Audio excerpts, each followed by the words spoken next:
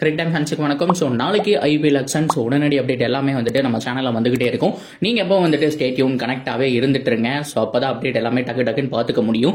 So இதுக்கு நடுவில் இந்த ஒரு பர்டிகுலர் வீடியோ எதுக்காக அப்படின்னு கேட்டிங்கன்னா, ஸோ உண்மையாலுமே ஆர்சிபிக்கும் மும்பை இந்தியன்ஸ் துரோகம் பண்ணியிருக்காங்களா? அதை தாண்டி ஏன் மும்பை இந்தியன்ஸ் இப்படி பண்ணியிருக்காங்க? இது வரைக்கும் நடந்த பிரச்சனைகள் இல்லை, உண்மையாலுமே கேமரூன் கிரீனை வந்துட்டு எல்லாம் தெரிஞ்சுதான் கொடுத்தாங்களா அப்படிங்கிற மாதிரி ஏகப்பட்ட கேள்விகள் நம்ம சேனல்ல இருந்துட்டு இருக்கு. ஸோ அது மட்டும் இல்லாமல் கிரீன் ஆடுவாரானுங்கிற ஒரு கொஸ்டின் இருக்கு. மும்பை இந்தியன்ஸ் ஏன் இப்படி பண்ணிட்டு இருக்காங்கிற ஒரு கொஸ்டின் இருக்கு. உண்மையாலுமே இந்த ஒரு உலகக்கோப்பை முடிஞ்சதுக்கு அப்புறம் மும்பை இந்தியன்ஸ் என்னதான் பண்ணாங்க, ஏன் இவ்வளவு அவசரம், ஏன் இவ்வளவு ரூல்ஸை பிரேக் பண்ணிருக்காங்க, இதெல்லாம் சரியா தப்பா அப்படிங்கிற எல்லா டீடைலையும் இந்த வீடியோல பார்த்து தெரிஞ்சுக்கலாம். அதுக்கு முன்னாடி ஃபர்ஸ்ட் டைம் சேனலுக்கு வரீங்கன்னா மறக்காம சப்ஸ்கிரைப் பண்ணி சப்போர்ட் பண்ணுங்க. அப்பதான் அப்டேட் எல்லாமே உங்களுக்கு வந்து சேரும். சரி வாங்க வீடியோக்குள்ள போலாம். So first of all Mumbai இந்தியன்ஸோட இன்ஸ்டா ஃபாலோவர்ஸ் பார்த்தோம் அப்படின்னா 13.2 மில்லியன் இருந்துச்சு. இப்போ ஆல்மோஸ்ட் 12.3 சம்திங் என்னமோ கொண்டு வந்துட்டாங்கன்னு நினைக்கிறேன். ஸோ அப்படியே கிட்டத்தட்ட 1 மில்லியனுக்கு மேல குறைச்சிட்டாங்க. இது எல்லாமே ரோஹித் சர்மாவுடைய ஃபேன்ஸ். இன்னும் ஏகப்பட்ட ரோஹித் சர்மா ஃபேன்ஸ் விலகுவான்னு வேற சொல்லியிருக்காங்க. ட்ரூ மும்பை இந்தியன்ஸ் ஃபேன்ஸும் இதை விரும்பல. பிகாஸ் அவங்க பண்ற ஸ்ட்ராட்டஜி எல்லாமே கப்படிக்கணும்னு வெறி பிடிச்சு தெரிஞ்சிட்டு இருக்காங்கன்னு சொல்லணும். அதாவது 3 வருஷம் நாங்க கப்படிக்கல. எப்பவுமே என்ன பண்ணுவோம்னா, சிஎஸ்கே ஒரு கப் அடிக்கிறாங்கன்னா நாங்க அவங்களோட 2 கப் லீடிங்ல போக பார்ப்போம். அதாவது சிஎஸ்கே வந்துட்டு நாங்க 3 கோப்பையில் இருக்கும்போது சிஎஸ்கே 2 தான் இருந்தாங்க. அவங்க 3 கோப்பை அடிச்சதுக்கு அப்புறம் பார்த்தோம் அப்படின்னா 2018க்கு அப்புறம் நாங்க 2019-20 அடிச்சோம். ஸோ அவங்கள விட 2 கோப்பை லீடிங்ல போயிட்டோம். இப்போ அவங்க எங்களை ஈக்குவல் பண்ணிட்டாங்க, அவங்களுக்கு ஈக்குவலா இருக்கக்கூடாது, நாங்க முன்னாடி போகணும் அப்படிங்கிற ஓப்பன் ஸ்டேட்மெண்ட் சொல்லியிருக்காங்க. ப்ரோ நீ ஏன் அளந்துடாத ப்ரோ, இது யாரு ப்ரோ சொன்னா அப்படின்னு கேட்டீங்கன்னா, ஸோ தமிழ்நாட்டை சேர்ந்த ஒருத்தர் மும்பை கேம்ப்ல ஒருத்தர் இருக்காரு. ரீசென்ட் டைம்ல இன்டர்வியூ கூட கொடுத்திருப்பாரு, நீங்க போய் பாருங்க.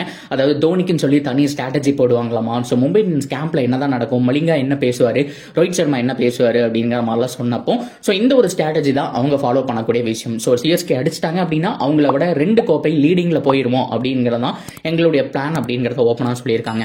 ஆனா உலகக்கோப்பை முடிஞ்சதுக்கு அப்புறம் என்னதான் நடந்துச்சு அணியில அப்படின்னு கேட்டீங்கன்னா, ரோஹித் சர்மா லாஸ் ஆனதுக்கு அப்புறமே அவங்க பிக்ஸ் பண்ணிட்டாங்க அடுத்த கேப்டன் ஹர்திக் பாண்டியா தான் சொல்லிட்டு. ஆனா ஹர்திக் பாண்டியா அவங்க கிட்ட இல்லையா, சோ அவங்க கிட்ட வாங்கணும். சோ கண்டிப்பா பட்ஜெட் கொடுத்தா எந்த பிளேயரா இருந்தாலும் வருவாங்க. உண்மையான லாயாலிட்டி சின்ன பிரான்சைஸ்க்கு தான் இருக்கு.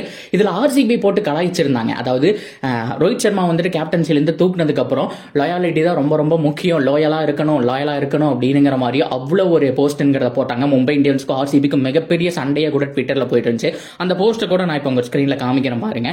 சோ இதை போட்டதுக்கு அப்புறம் அவங்க 2 பிரான்சைஸிக்கு நடுவில் சண்டை போயிட்டு இருந்துச்சு. ஆக்சுவலா மெயின் மேட்டர் என்னன்னா, ரோஹித் சர்மா வந்துட்டு அவங்க கேப்டன்சிலிருந்து தூக்குறாங்க அப்படிங்கிறது அவங்களுக்கு வேர்ல்ட் கப் முடிஞ்ச அடுத்த நாளே தெரியும். இருந்தாலும் இதை ஏன் அனௌன்ஸ் பண்ணல நான் சொல்றேன். அதுக்கும் ஒரு காரணம் இருக்கு. இவ்வளவு பித்தலாட்டம் பண்ணிருக்காங்களா அப்படிங்கிற மாதிரி தான் தோணுது. அதாவது உலக கோப்பை முடிஞ்ச அடுத்த நாளே ரோஹித் சர்மாவை தூக்க போறாங்கிற விஷயம் தெரியும். ஆனா யாருக்கும் வெளியில சொல்லல. பிகாஸ் வெளியில சொல்லிட்டா எல்லா டீமுமே வந்துட்டு கேட்டு வந்துருவாங்க. ஃபார் எக்ஸாம்பிளுக்கு ஆல்ரெடி நம்ம சொன்ன மாதிரி கிரீனை வந்துட்டு அவங்க கிட்ட கொடுத்துட்டு அந்த பட்ஜெட்டை வந்துட்டு மும்பை இந்தியன்ஸ் வாங்கிட்டாங்க. அந்த பட்ஜெட்டை வச்சு என்ன பண்ணாங்க, ஹர்திக் பாண்டியாவை வாங்கிட்டாங்க. ஆனா குஜராத் டைட்டன்ஸ் வெறும் வந்துட்டு ஆளை மட்டும் கொடுத்துட்டு பட்ஜெட் தானே வாங்கியிருக்காங்க, அவங்களும் ஒரு பிளேயரை வாங்கணும்னு நினைப்பாங்க இல்லையா ஹர்திக் பாண்டியாக்கு பதிலாக. அதனால அப்பவே ரோஹித் சர்மாவை கேட்டிருக்காங்க, ஆனா கொடுக்க மாட்டேன்னு சொல்லிட்டாங்க. ஆனா இப்ப என்ன பண்ணிருக்காங்க அப்படின்னா, ரோஹித் சர்மாவை கேப்டன்சியில இருந்து விலக்கியிருக்காங்க. ரோஹித் சர்மாக்கும் மேனேஜ்மெண்ட்டுக்குள்ள ஏதோ ஒரு பிரச்சனை போல. சோ அந்த அளவுக்கு தான் எல்லாம் போயிட்டு இருக்கு. சோ அவரு மேபி மத்த டீம் கேட்டிருந்தா கூட போயிருக்கிறதுக்கான சான்ஸ் அப்படிங்கிறது இருக்கு. ஆனா இதெல்லாம் ஏன் இப்படி விவரமா இப்ப அனௌன்ஸ் பண்ணிருக்காங்க அப்படின்னு கேட்டீங்கன்னா, ட்ரேட் விண்டோ 12ஆம் தேதியோட க்ளோஸ் ஆயிடுச்சு. இப்ப அனௌன்ஸ் பண்ணா எந்த டீம் ட்ரேட்ல கேட்டாலும் வாங்க முடியாது. ஆர்சிபியா இருந்தாலும் சரி, சிஎஸ்கேவா இருந்தாலும் சரி. இப்ப டெல்லி கேட்டிருக்காங்க, ரோஹித் சர்மாவை டெல்லி கேட்டிருக்காங்க. சோ ரொம்ப நேரம் யோசிச்சு மும்பை இந்தியன்ஸ் முடியாதுன்னு சொல்லிட்டாங்க. பிகாஸ் ட்ரேட் விண்டோ க்ளோஸ் ஆயிடுச்சு அப்படிங்கிற பாயிண்ட வச்சுட்டாங்க. அதே மாதிரி குஜராத் டைட்டன்ஸ் எப்பவோ கேட்டிருக்காங்க, இப்ப சொல்லியிருக்காங்க நாங்க ரோஹித் சர்மாவை கேட்டா அவங்க கொடுக்கவே இல்லை அப்போ. ஆனா இப்ப கேப்டன்சில இருந்து விலக்கிட்டேன்னு சொல்லி தகவல் சொல்றாங்க. அது காரணம் ட்ரேட் விண்டோ க்ளோஸ் ஆயிடுச்சு, நீ வாங்க முடியாதுன்னு சொல்லிட்டு. சோ ஆப்ஷன் முடிஞ்சதுக்கு அப்புறம் இன்னொரு டவுட் என்னன்னா, ட்ரேட் விண்டோ ஏழை முடிஞ்சதுக்கு அப்புறம் ஓப்பன் ஆகுமாங்கிற மாதிரி கேட்கறாங்க. எஸ் கண்டிப்பா ஏழை முடிஞ்ச அடுத்த நாளே ட்ரேட் விண்டோ ஓப்பன் ஆகும். ஆனா உங்க கிட்ட காசு அப்படிங்கிறது இருக்காது. பிகாஸ் நீங்க ஏலத்திலேயே எல்லாத்தையும் வந்துட்டு செலவு பண்ணிடுவீங்க.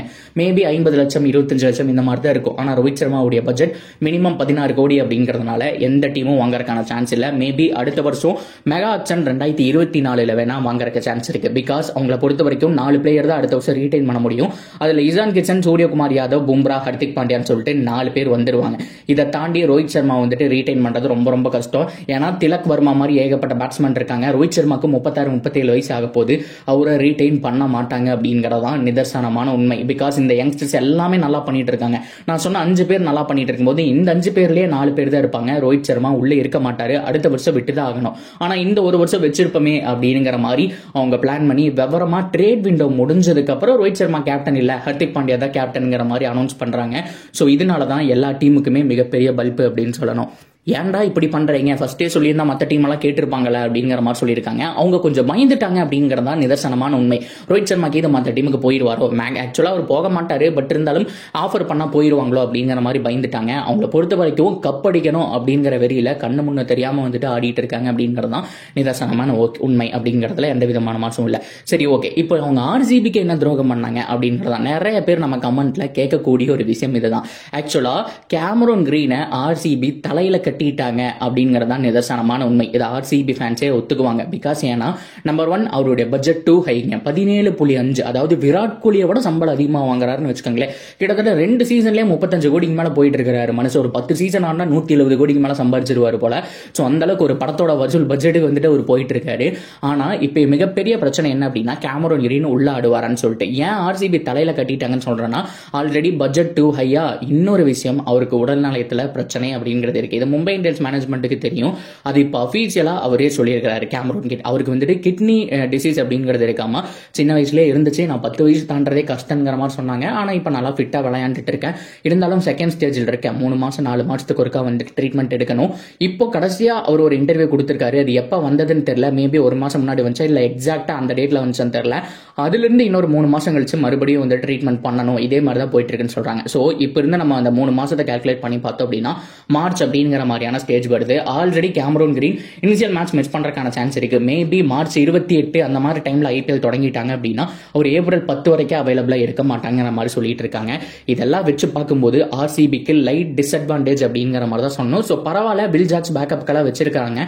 இருந்தாலும் மும்பை இந்தியன்ஸ் ஏன் இந்த மாதிரி பண்றாங்க அப்படிங்கறதா மிகப்பெரிய கேள்வி. அவங்களும் ஒவ்வொரு விஷயத்திலையும் ஆராய்ஞ்சு பாயிண்ட் பார்த்துட்டு இருக்காங்கன்னு சொல்லணும். எக்ஸாக்டா மும்பை இந்தியன்ஸ் தலையில கட்டிட்டாங்க. அந்த ஒரு பிரைஸை வச்சு சூப்பரா ஹர்திக் பாண்டியாவை வாங்கிட்டாங்க அப்படிங்கறதான் நிதர்சனமான உண்மை. ஸோ இதனால தான் மறுபடியும் அந்த முதல் பாயிண்ட்லேயே பார்க்கும்போது அந்த லாயாலிட்டி இஸ் மேட்டர் அப்படிங்கிறத வந்துட்டு ஏன் ஆர்சிபி ட்வீட் போட்டு இப்போ மும்பை இந்தியன்ஸை கலாய்ச்சாங்க, ட்ரோல் பண்ணாங்க அப்படின்னு சொன்னால் இப்படி ஏன்டா தெரியுறீங்க அப்படிங்கிற மாதிரி ஓப்பனாக கேட்டுட்டாங்க. அது உண்மையான விஷயம். கிரீனையும் தலையில் கட்டிட்டு இப்போ ஹர்திக் பாண்டியா கேப்டனாக போட்டாங்களா. ஸோ ஓப்பனாகவே ஆர்சிபி அட்மின் வந்துட்டு ட்விட்டர்லையும் சரி இன்ஸ்டாகிராம்லையும் சரி அந்த ஒரு வீடியோ ஒன்று வெளியிட்டு பார்த்தோம் அப்படின்னா கலாய்ச்சிட்டாங்க. பதிலுக்கு மும்பை இந்தியன்ஸ் ஃபேன்ஸும் ட்ரோல் பண்ண ஆரம்பிச்சிட்டாங்க. அதாவது நீங்கள் மட்டும் என்ன ஒழுக்கமா, சகலை எவ்வளோ தூரம் உங்களுக்கு சூப்பராக பர்ஃபார்ம் பண்ணி கொடுத்தா, நீங்கள் ரீடைன் பண்ணாமல் போயிட்டீங்களேன்னு சொல்லி மும்பை இந்தியன்ஸ் ஃபேன்ஸ் கலாய்க்க, பதிலுக்கு ஆர்சிபி ஃபேன்ஸ் கலாய்க்க மாறி மாறி மிகப்பெரிய சண்டையை விடிச்சிட்டு இருக்கு. ஸோ இதுதாங்க முடிவு. ஓவராலா நான் எல்லாத்தையும் கவர் பண்ணிட்டேன்னு நினைக்கிறேன். மும்பை இந்தியன்ஸ் அதாவது வேர்ல்ட் கப் முடிஞ்சதுலேருந்து இப்போ வரைக்கும் இந்த பிரச்சனை தான் நடந்திருக்கு. மும்பை இந்தியன்ஸ் விவரமா காய் நகர்த்திட்டாங்க. அண்ட் ஆர்சிபி கொஞ்சம் ஏமாத்திட்டாங்கன்னு சொல்லணும். 12 கோடி 13 கோடிக்கு வந்துட்டு கிரீன் ஓகே தான். பட் இருந்தாலும் 17 கோடி கொஞ்சம் ஓவர். பரவாயில்லைங்க, அவர் நல்லா ஆடி கொடுத்தாரு அப்படிங்கிற பட்சத்தில் வேற மாதிரி இருக்கும். அண்ட் மும்பை இந்தியன்ஸ் என்ன பண்ண போறாங்கன்னு தெரியல. ரோஹித் சர்மாவை இம்பாக்ட் பிளேயரா யூஸ் பண்ண போறேன்னு சொல்றாங்க. இந்த சீசனோட கண்டிப்பா கழட்டி விட்டுருவாங்க அப்படிங்கறதா வந்துட்டு நிதர்சனமான உண்மை. மும்பை இந்தியன்ஸோட அடுத்த ஸ்டேஜ் என்னன்னு தெரியல. இதுக்கிடையில ஆக்ஷன் வேற இருக்கு. அதுல எப்படி பெர்ஃபார்ம் பண்ண போறாங்க அப்படிங்கறது எல்லாத்தையும் நம்ம பொறுத்து இருந்தா பார்க்கணும். ஸோ ஓவராலா நீங்க என்ன நினைக்கிறீங்க இந்த வீடியோ பத்தி? நான் கம்ப்ளீட்டா எல்லாத்தையுமே கவர் பண்ணிட்டேன். எதுவுமே மிஸ் பண்ணலன்னு நினைக்கிறேன். சப்போஸ் ஏதாவது மிஸ் பண்ணியிருந்தா கூட நீங்க கமெண்ட் செக்ஷன்ல சொல்லுங்க. தொடர்ந்து அப்டேட்டுக்கு நம்ம சேனலோட இணைஞ்சிருங்க. மறக்காம சப்ஸ்கிரைப் பண்ணி சப்போர்ட் பண்ணுங்க.